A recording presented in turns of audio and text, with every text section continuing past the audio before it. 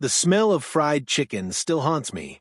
Every time I pass a KFC, my hands begin to tremble, and I'm transported back to that sunny Tuesday afternoon when my entire world shattered into a million irreparable pieces. It was supposed to be a celebration, a simple, joyful family dinner to mark Elena's promotion at the hospital where she worked as a pediatric nurse. My beautiful wife, with her infectious laugh and eyes that sparkled like morning dew, had finally achieved her dream of becoming head nurse in the children's ward. We had picked up our usual order, a bucket of original recipe chicken, coleslaw, mashed potatoes, and biscuits. Lily, our 8-year-old daughter, was bouncing in the back seat, singing some song she'd learned at school. Elena turned to me with that smile, the one that had made me fall in love with her 12 years ago, and squeezed my hand. "Can you believe it, Marcus? All those night shifts, all those extra courses, they finally paid off." Her voice was filled with such hope, such pure happiness. I wish I could bottle that moment, preserve it forever, because it was the last time I saw her truly carefree. As we pulled into our driveway in the peaceful suburban neighborhood of Maplewood Gardens, I noticed Karen Whitmore standing on her pristine lawn, arms crossed, her face contorted in that familiar expression of perpetual disapproval. Karen had been the HOA president for 5 years, and in that time, she had made it her personal mission to make our lives miserable. It started small, citations for our grass being a quarter-inch too long, complaints about Lily's chalk drawings on our own driveway, passive-aggressive notes about our holiday decorations being garish and inappropriate. But lately, her harassment had escalated. She had filed 17 violations against us in the past month alone. Our mailbox was the wrong shade of black. Our garden gnome violated the aesthetic cohesion standards. Our car was parked 3 inches over an invisible property line. Elena had tried to reason with her countless times, always approaching with kindness and understanding, but Karen's hostility only grew more intense. "She's just unhappy with her own life," Elena would say, her innate compassion shining through. Hurt people, Marcus. We need to show her grace." I helped Elena carry the KFC bags while Lily skipped ahead, already talking about which piece of chicken she wanted. That's when Karen marched across her lawn toward us, her face red with rage. "You people think you can just ignore HOA regulations," she screamed, her voice shrill enough to make birds scatter from nearby trees. "Your lawn furniture is in direct violation of Section 7.3.2 of the Community Guidelines." Elena set down the bags and turned to Karen with that patient smile she reserved for difficult patients and unreasonable people. "Karen, it's just a small patio set. We can discuss this at the next HOA meeting if you'd like. Right now, we're about to have a family dinner to celebrate some good news. Would you like to join us? We have plenty of food." I watched in horror as Karen's face twisted with something beyond anger. It was pure, unbridled hatred. "Join you? Join you? You people don't belong in this neighborhood. You've been nothing but problems since the day you moved in. You don't respect the rules, you don't respect this community, and you certainly don't respect me." "Karen, please," I interjected, stepping between her and my wife. "We're not trying to disrespect anyone. We're just trying to live our lives and raise our daughter in peace." But Karen wasn't listening. She was trembling with rage, her hands clenched into fists. Lily had stopped skipping and was now hiding behind me, frightened by the screaming. "Daddy, why is Mrs. Whitmore so angry?" she whispered, her small voice breaking my heart. What happened next occurred in slow motion, yet too fast for me to prevent. Karen reached into her cardigan pocket and pulled out a small handgun. I didn't even know she carried one. Elena's eyes widened. But instead of running, instead of protecting herself, she stepped forward with her hands raised in a peaceful gesture. "Karen, please put that away. You don't want to do this. Think about what you're doing." "I'm tired of thinking." Karen shrieked. "I'm tired of people like you making my life difficult. I'm tired of being ignored and disrespected." "We hear you, Karen," Elena said softly, her voice steady despite the weapon pointed at her chest. "We hear that you're in pain. Whatever we've done to hurt you, I apologize. But please, put the gun down. My daughter is right here." The shot rang out like thunder, echoing through our quiet suburban street. I watched, God help me, I watched as the bullet struck Elena in the left side of her head. Time stopped. The world tilted. My wife, my beautiful, compassionate, loving wife, crumpled to the ground like a puppet with its strings cut. Blood pooled beneath her head, staining our driveway, mixing with the KFC bag that had fallen beside her. Lily's scream pierced through my shock. I dropped to my knees beside Elena, my hands shaking so violently I could barely touch her. Elena! Elena, baby, stay with me. Someone call 911. My voice didn't sound like my own. It was the howl of a wounded animal, primal and desperate. Neighbors came running from their houses. Grace Martinez from next door was already on the phone with emergency services. Old Mr. Peterson from across the street was restraining Karen, who stood frozen, the gun still in her trembling hand, her face blank with shock at what she'd done. I cradled Elena's head in my lap, my tears falling onto her face. Her eyes were open but unfocused, and a thin trickle of blood ran from the corner of her mouth. Stay with me, Elena. Stay with me. Lily needs you. I need you. You can't leave us. You promised we'd grow old together, remember? You promised. The ambulance arrived within 7 minutes, but it felt like 7 hours. Paramedics immediately began working on Elena, their movements efficient and practiced, but I could see the concern in their eyes. One of them, a young woman with kind eyes, gently pulled me away.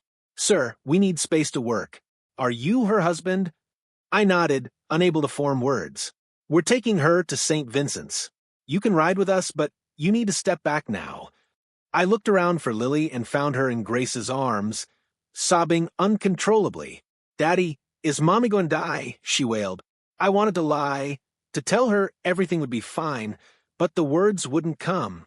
Grace met my eyes and nodded. I'll take care of her, Marcus. You go with Elena. I'll bring Lily to the hospital as soon as I can. The ambulance ride was a blur of sirens, urgent radio communications, and the steady beep of monitors. I held Elena's hand, which was growing colder by the minute. Remember our first date? I whispered, needing to fill the silence with something other than my terror. You wore that yellow dress, and we went to that terrible Italian restaurant where they burned the pasta. We laughed so hard that wine came out of your nose. You were so embarrassed, but I thought it was the most charming thing I'd ever seen. The paramedic working on Elena glanced at me with sympathy. Keep talking to her, sir. Even if she can't respond, she might be able to hear you. So I talked. I talked about the day Lily was born, how Elena had been in labor for 18 hours but never once complained. I talked about our wedding day, when it rained and ruined all our outdoor plans, but Elena just kicked off her shoes and danced barefoot in the mud, laughing like it was the best day of her life. I talked about lazy Sunday mornings, about inside jokes, about the way she hummed while doing dishes, about her terrible singing voice that I loved more than any professional singer. At St. Vincent's, everything became a whirlwind of controlled chaos. Elena was rushed into emergency surgery, and I was left in a waiting room with fluorescent lights that buzzed incessantly in coffee that tasted like dirty water. Officer James Rodriguez appeared about an hour later, his face grave and professional. Mr. Thompson, I need to ask you some questions about what happened. I recounted everything in a monotone voice, my mind still struggling to process the reality of the situation. Officer Rodriguez took notes, his expression darkening. We have Mrs. Whitmore in custody. Multiple neighbors witnessed the shooting, and we recovered the weapon. She's being charged with attempted murder. He paused, choosing his words carefully. If your wife doesn't make it, the charge will be upgraded to first-degree murder. The words hit me like physical blows. Attempted murder. First-degree murder. These were terms from crime shows and news reports, not from my actual life. What did she say? I asked suddenly. After she shot Elena, what did Karen say? Officer Rodriguez hesitated, consulting his notes. According to witnesses, after she realized what she'd done, she said, I just wanted her to listen to me. I just wanted someone to finally listen. He shook his head in disbelief. Mr. Thompson, I've been a cop for 15 years, and I've never seen anything like this. Over HOA violations. Over lawn furniture. My sister Rebecca arrived around midnight, having driven 3 hours from her home upstate the moment I called her. She wrapped me in her arms, and for the first time since the shooting, I allowed myself to break down. She was just being kind, Becca. I sobbed into her shoulder. She was trying to show compassion to someone who clearly needed help. And this is what happened. This is what her kindness got her. Elena's kindness is her greatest strength, Rebecca said firmly, pulling back to look at me. Don't you dare let this tragedy make you believe otherwise. The world needs more people like Elena, not fewer. Grace arrived with Lily around 1 in the morning. My daughter's face was puffy and red from crying, her eyes haunted. She ran to me, and I scooped her up, holding her tight. Is Mommy in heaven now? She asked in a small, broken voice. No, baby. Mommy's in surgery. The doctors are working very hard to fix her up and make her better. I tried to keep my voice steady, tried to project a confidence I didn't feel. Mrs. Martinez said Mommy got hurt really bad.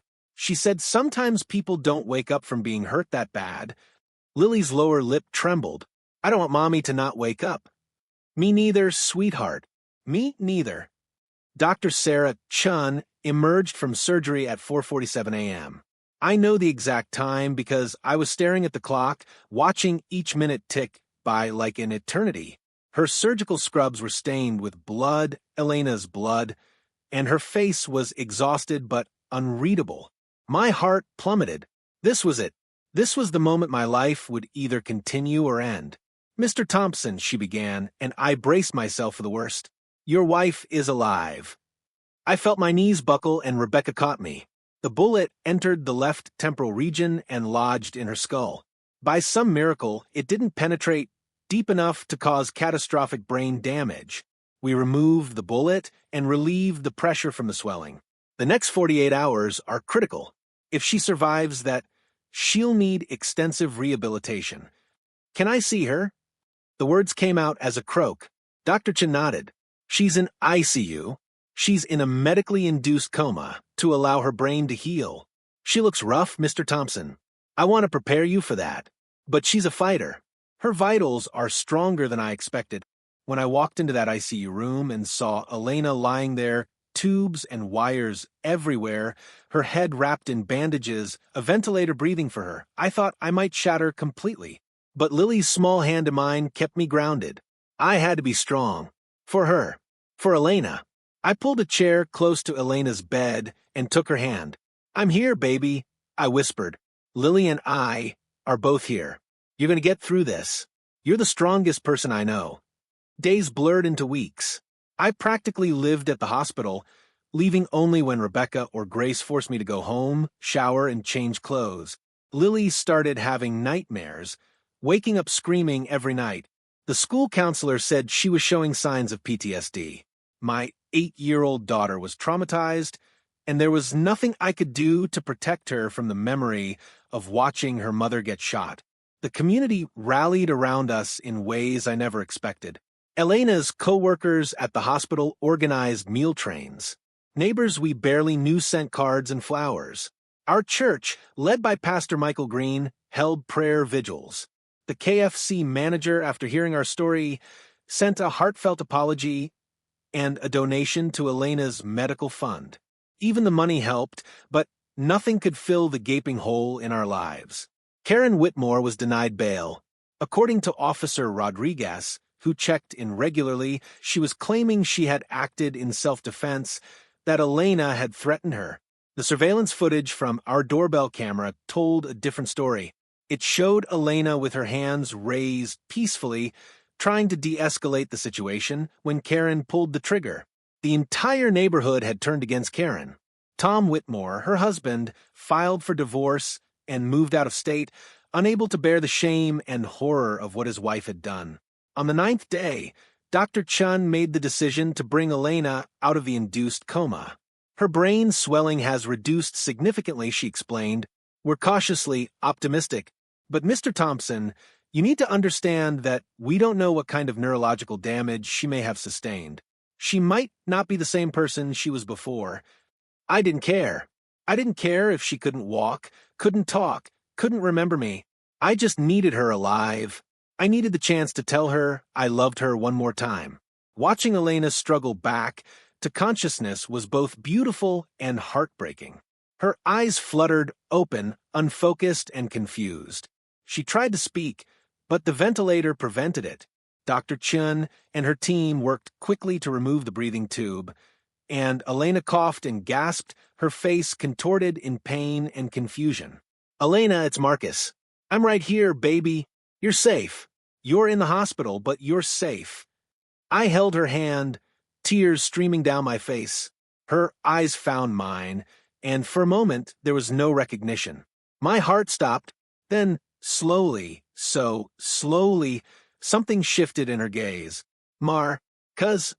Her voice was barely a whisper, rough from the ventilator. Yes, it's me. Oh God, Elena, you're back. You came back to us. I was laughing and crying simultaneously, pressing her hand to my lips. Lily, she managed, her eyes suddenly filled with panic. Where is Lily? Is she safe? She's safe. She's with Rebecca right now. She's been so worried about you. We both have been. I smoothed her hair back from her forehead, careful of the bandages. Over the following days, Elena's recovery was nothing short of miraculous. She had some memory loss surrounding the actual shooting, which Dr. Chin said was common and possibly a blessing. Her motor skills were affected on her right side, and she would need months of physical therapy. Her speech was sometimes slurred, especially when tired. But her mind, her beautiful, compassionate mind, was intact.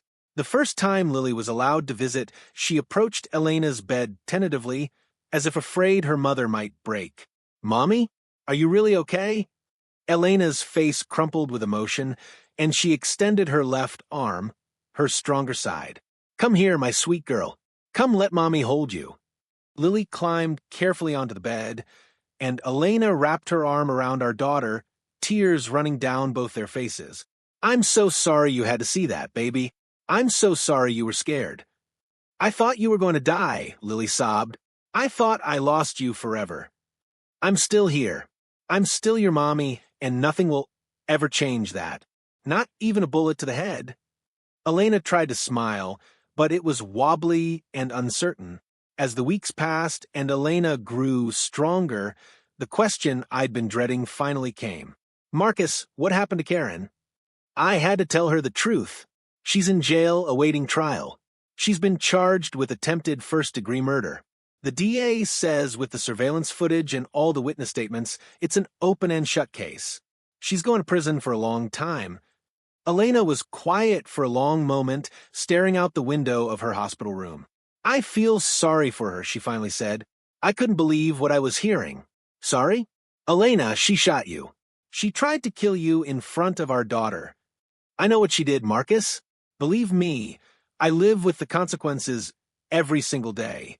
She gestured to her still bandaged head, her weakened right side. But hurt people hurt people.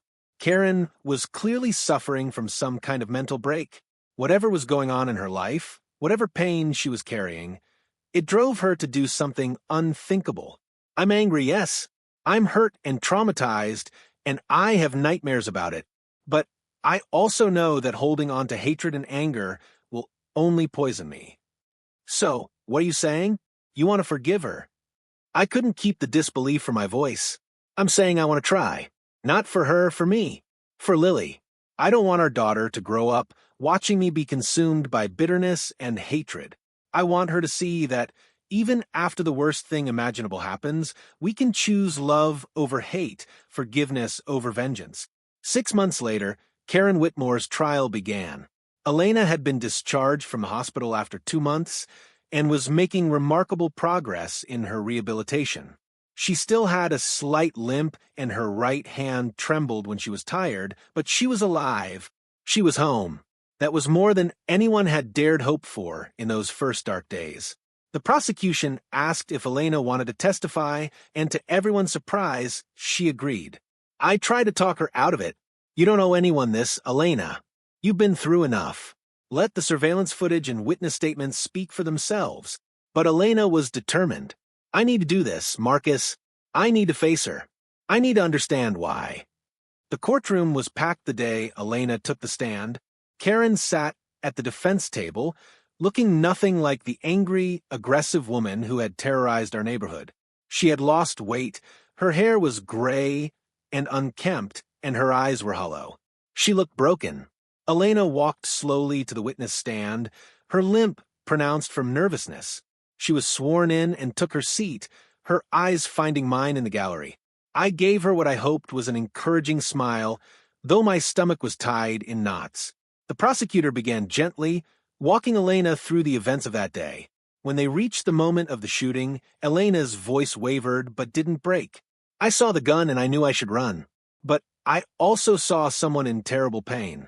Someone who was screaming to be heard, to be acknowledged. I thought if I could just reach her, just show her compassion, she would put the gun down. And what happened instead? The prosecutor asked. She shot me. Elena's hand unconsciously went to the scar on her temple. I remember the sound and then just darkness. Then came the defense's turn.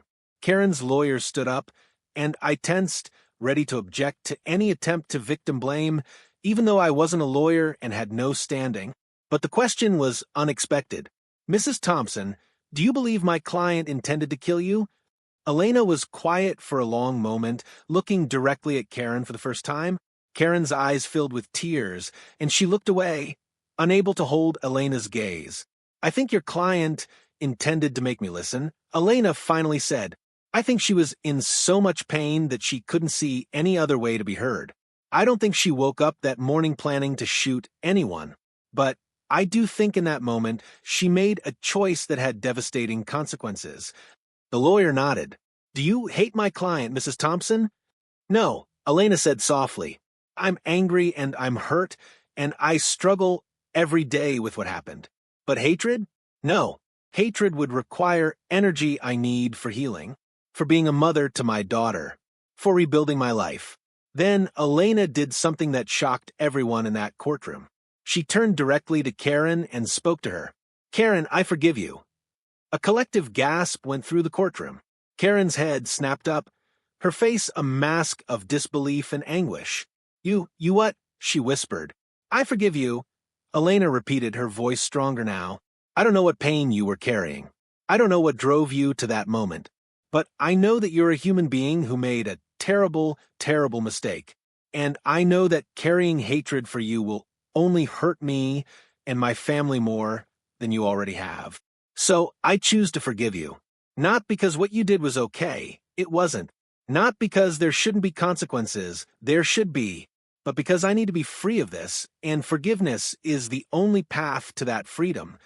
Karen broke down completely, sobbing so hard that the bailiff had to help her from the courtroom. The judge called a recess. I rushed to Elena, who was shaking like a leaf. That was the hardest thing I've ever done, she whispered as I held her. You were incredible, I told her. So incredibly brave. Karen Whitmore was found guilty and sentenced to 15 years in prison. At the sentencing hearing, she was allowed to make a statement. With her lawyer's help, she stood and faced us directly. Mr. and Mrs. Thompson, Lily, I don't expect you to forgive me. I don't forgive myself. What I did was monstrous. I was drowning in my own pain. My marriage was falling apart. I was losing my job. I felt powerless in every area of my life, and I took it out on you. You, who only ever showed me kindness. Mrs. Thompson, your forgiveness is more than I deserve, but I will spend every day for the rest of my life trying to be worthy of it. I'm so sorry. It was the first time I'd seen genuine remorse from her, and while it didn't undo anything, it was something. Pastor Green worked with us through family counseling, helping Lily process her trauma. Slowly, painfully, our family began to heal. Elena went back to work part-time, her co-workers accommodating her limitations. Lily started smiling again, though she still had occasional nightmares. We moved to a different neighborhood, unable to stay in the house where it happened. Our new neighbors were kind and welcoming, and blessedly uninterested in HOA politics. We planted a garden together, Elena, Lily, and I, choosing flowers that symbolized hope and new beginnings. A year after the shooting, Elena received a letter from Karen. It was forwarded through the DA's office, and Elena stared at it for a long time before opening it. "Do you want me to read it first?" I asked, worried about what it might contain. "No," Elena said. "I need to do this." The letter was handwritten, pages and pages of it. Karen wrote about her time in prison, about the therapy she was receiving, about coming to terms with what she'd done. She wrote about her own childhood trauma, her abusive first marriage, the miscarriages that had broken her heart, the diagnosis of bipolar disorder she'd refused to accept or treat. None of it excused what she'd done, but it provided context. But the most powerful part of the letter was near the end. "Your forgiveness saved my life, Mrs. Thompson. I was planning to kill myself in my cell. I had nothing to live for, nothing but guilt and shame. But then you stood in that courtroom and offered me something I didn't deserve and could never earn, grace.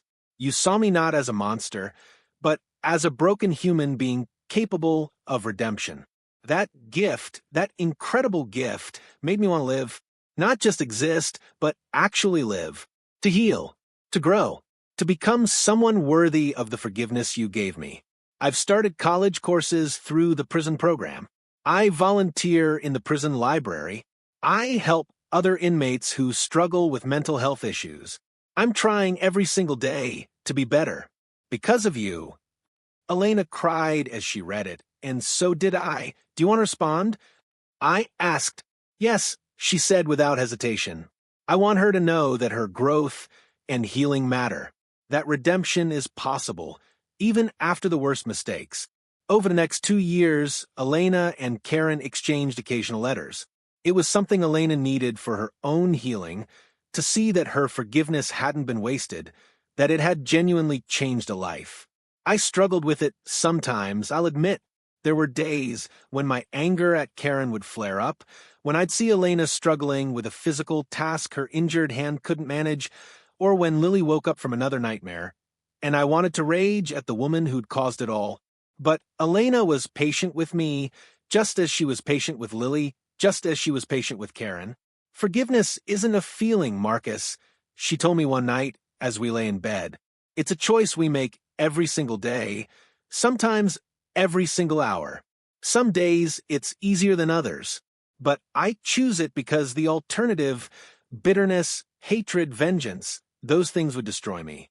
And I refuse to let one moment of violence define the rest of my life."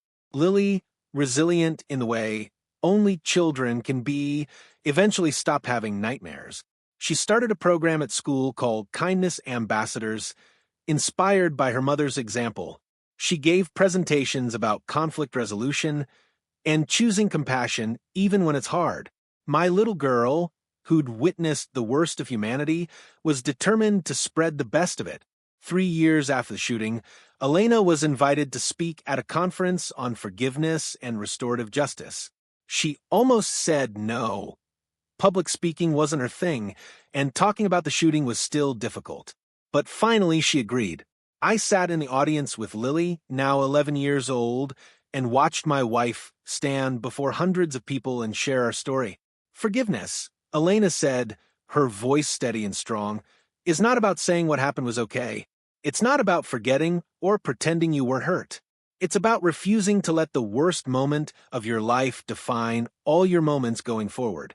Karen Whitmore shot me in the head. That's a fact. I almost died. That's a fact.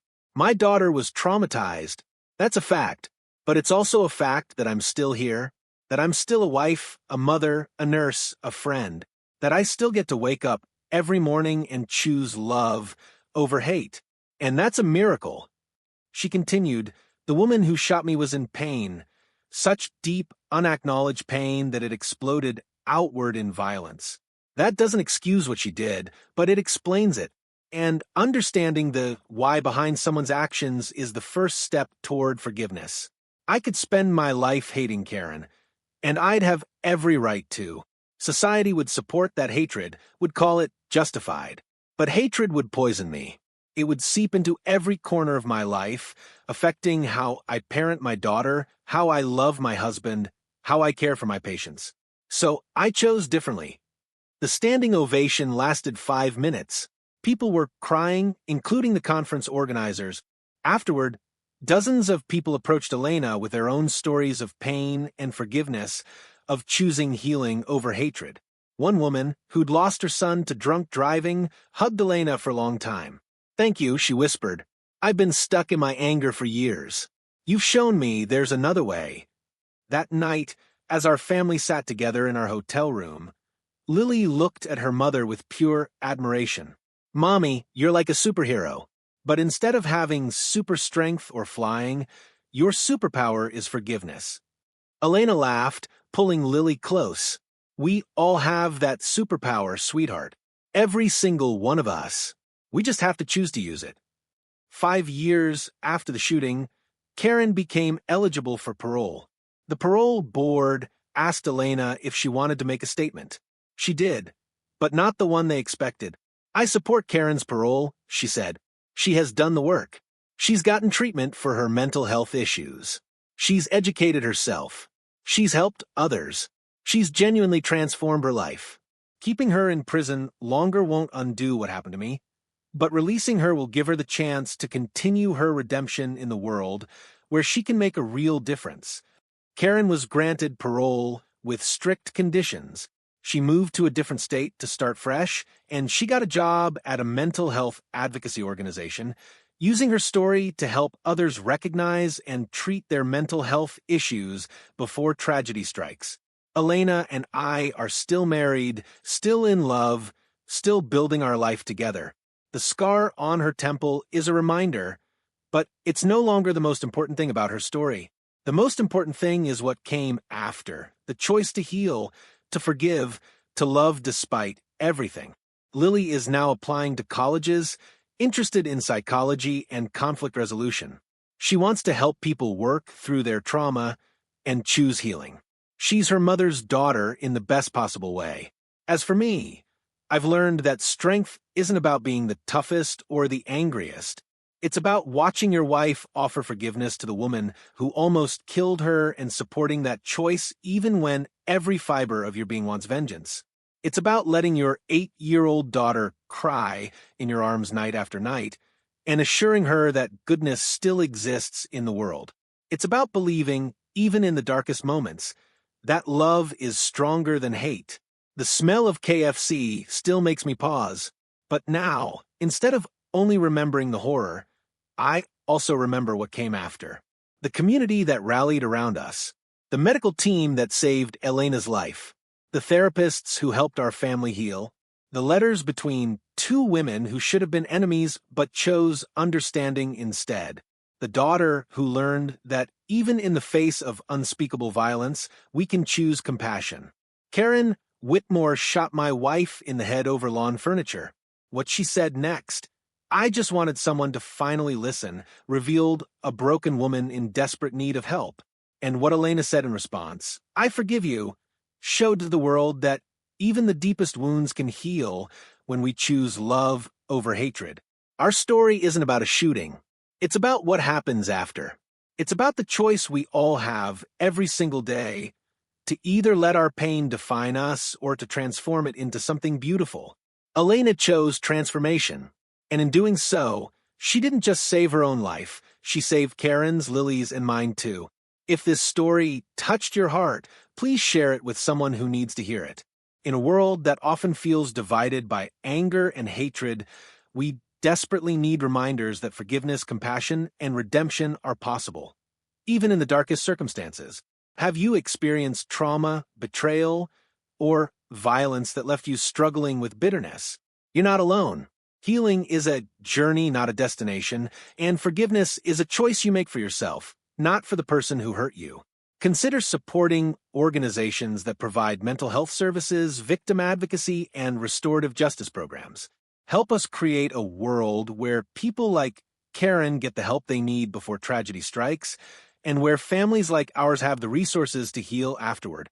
Most importantly, remember that you have the power to break cycles of hatred.